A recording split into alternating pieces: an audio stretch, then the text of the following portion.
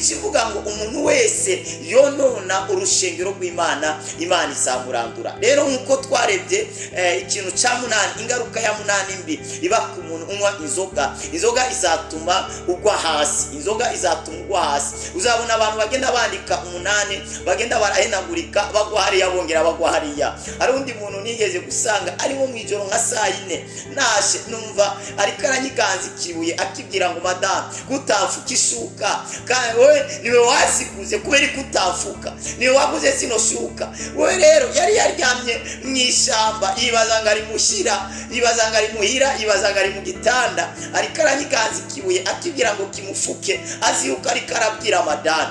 Ni kubera iki rero? Yari ingaruka yo kunywa inzoga. Hari n'undi muntu yikanguye bamusatse udufaranga twose yari afise batumutwaye. Hari n'abandi bagenda bakanywa bikarangira bariye n'amadeni, abandi bikarangira ayo bari bakeka ko baza kugura cyangwa aza gukoresha agasanga yakoresheje yose, agasanga yagiye no mu ideni, yagenda kwisaka ngo yishure agasanga ntayafise, agasiga agwatirije amatelefone, abandi bagasiga bagwatirije ibintu kubera ko bataba babonye amafaranga yo kwishura ibinyobwa bababashije gufata. Rero inzoga izatuma ugwa hasi. Abantu benshi bafite ibikomere bitandukanye ku mibiri yabo bahawe n'iki n'inzoga. Uko nababwiye yana ya wa mukozi w'Imana, ubu yarakizwe n'umukozi w'Imana, n'umuvuga butumwa, ariko amenyo y'imbere amwe ntayagifise kubera ko bamukubise daji mu kabare, amenyo yose, amenyo y'imbere acarahurunguka. Amaze kurunguka ntiyigeze anabimenya, yagiye kubimenya bukeye asubiye mu kabare kugira ngo anywe ikiyeri.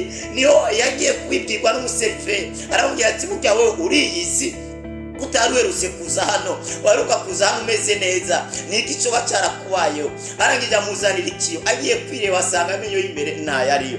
Inzoga yabayiyo ntiyasubiye kunywa, yaciye ayiheba, acarakizwa. Ubu n'umukozi w'Imana, n'umuvuga butumwa. Mugabo urumva yuko yagiye kuziheba, amenyo yagizene yayasizeyo. Inzoga rero izatuma ugwa hasi, ugwa hasi gusa, uzagwa no mu bindi bintu bitandukanye. Icyo twarakivuzeho. Ingaruka ya 9, inzoga izatuma ugira imitongano, izatuma ugira imitongano. Kandi nababwiye ahantu byanditse, twagiye tubisoma mu Migani 23 were ku murongo wa 29. Bibiliya irabivuga ngo inzoga izana imitongano, irazana ibintu byo gutukana, gushwana. Ugasanga umuntu yanyoye ariko arashwana, cyane cyane barya abantu baboregwa, ugasanga ariko arashwanira umuryango, ariko arashwanira abana, ariko arashwana nyene, ugasanga ibintu birakaze. Je nari mfite umuvyeyi wanje iyo yanywaga akaza yaborewe, twamugaburira nk'icuro zirenga zingahe. Twashobora kumugaburira yicaye mu ntebe aca asinzira. Ubwo rero amaze gusinzira atamiye nka kabiri, tugaca tumukura isahani imbere, tugaca tuyibika, atahava bikwa. Murazi umuntu yasinziriye, nawe asinziriye aguma akubita umutwe guca kubita amasari. Rero tugaca tubikura imbere ye kugira ngo bitagira kugira ngo atabasha kubigwamo. Amatwa amubwira ati mutaha haguruka uje kuryama. Umuntu nje kuryama ntararya, nimwe mwabisumye, tukongera tukazana. Hanyuma bya bicuro zitari zike, ubwo tumubwira ati we wariye, ati je sindajya muzanire nirire. Urumva kubera inzoga irashobora kuzotuma irazana imitongano, ishobora kuzana imishwano hagati y'abantu bakumvikanaga, ishobora kuzana imishwano. Ingaruka ya 10, inzoga izatuma utakaza ubwenge. Imigani 20 umurongo wa 1 biratubwira ngo ubitanda bagiramo wese ngo ntagira ubwenge, ubitanda bagiramo wese ntagira ubwenge. Izatuma utakaza ubwenge bwo kurondera amafinanse, itunga, izatuma utakaza ubwenge, itume abantu bagukoresha ibintu utakagombye kuba wakoze mu gihe ubwenge bwawe uba buri ku gihe.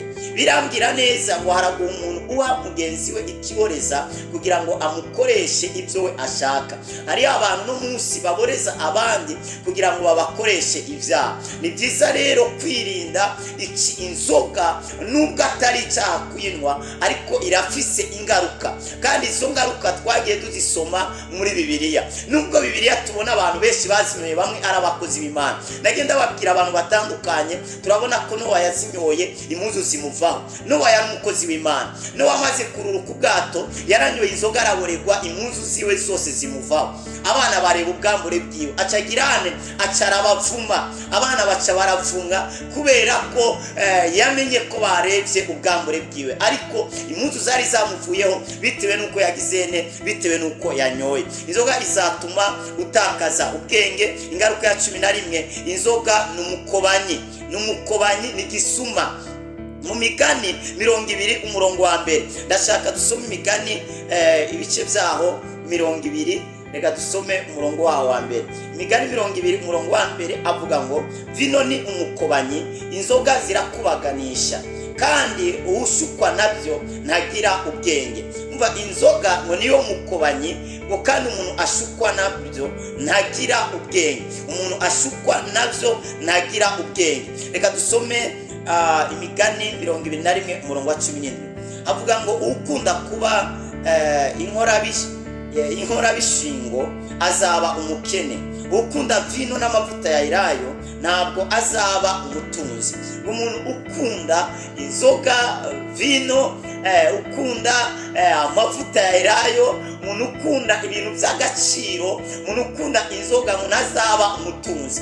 Gute rero ataba umutunzi? Umuntu ukunda kunywa. Nagomba se nurangiriza ahangaha, ako ngako nzakagarukaho muri video y'ubutaha. Reka turangirize aho ngaho. Ariko inzoga irafite ingaruka mbi cyane. Ni gute rero umuntu yayiheba? Ni gute umuntu yashobora gutandukana nayo? Reka nzabivuge muri video y'ejo. Imana igumugisha. Data, mu izina rya Yesu ndasenga umwene data, mu izina ry'umwami Yesu. Jambo ryo rambwira ngo nimuze mwese abarushe n'abaremerewe mbasha kubaruhura. Hari ibintu binanije ubuzima bwe, hari ibintu biruhije ubuzima bwe, naho undi yamuruhura atari wewe. Waravuze ngo nimuze mwese abafise inyota kugira ngo mbashe kubaha ivyo kunywa mutaguze amafaranga. Ngo nta mpamvu nimwe yatuma tugura ivyo kunywa cyangwa ivyo kurya bitatumara inzara, bitatumara inyota. Yesu niwe wenyene ushobora kumara inyota y'itabi n'inzoga n'urumogi. Ni wenyene ushobora kumara umuntu inyota y'ubusambanyi, inyota